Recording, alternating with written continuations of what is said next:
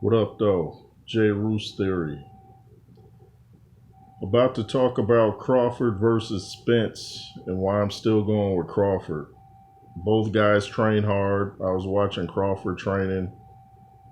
Dude trains very hard. Climbs, steps, lifts weights, does his cardio.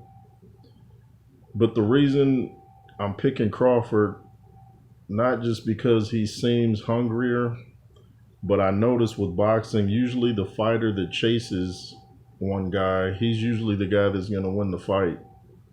I remember Lennox Lewis was chasing Hasim Rockman when he wanted a rematch, and you saw what happened. Nearly knocked him through the canvas.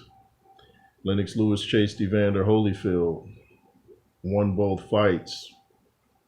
They said the first one was a draw. We all know that was political politics, as he says. He chased Mike Tyson. You saw what he did to Mike Tyson.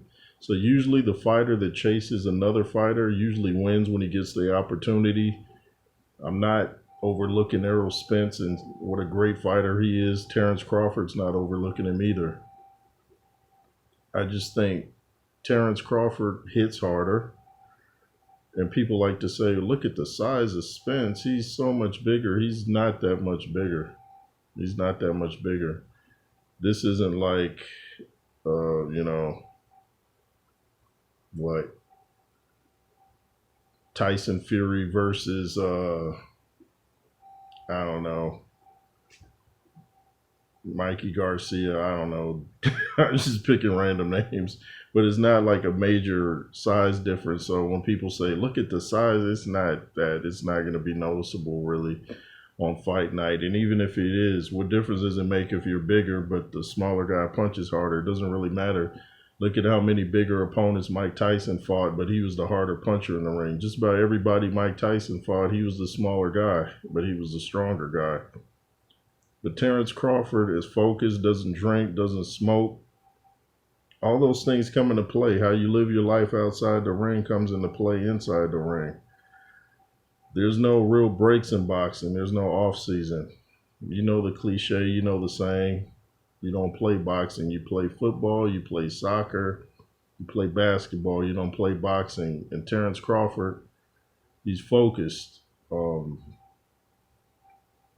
his situation with his mother is very interesting because she would tell him he was going to lose and stuff like that growing up. It's very odd, but it seemed like he still has that chip on his shoulder to where he wants to prove her wrong and stuff like that to show that he is great. We already know he's great.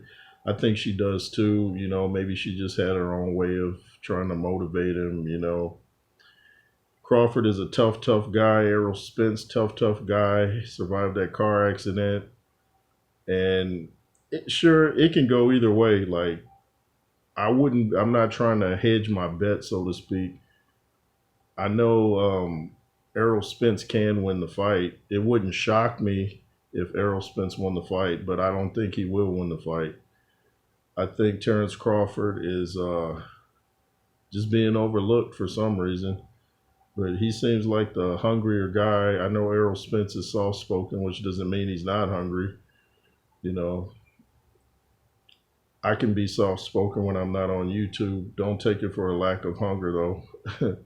So I can understand. My personality is probably actually more like Errol Spence, kind of laid back.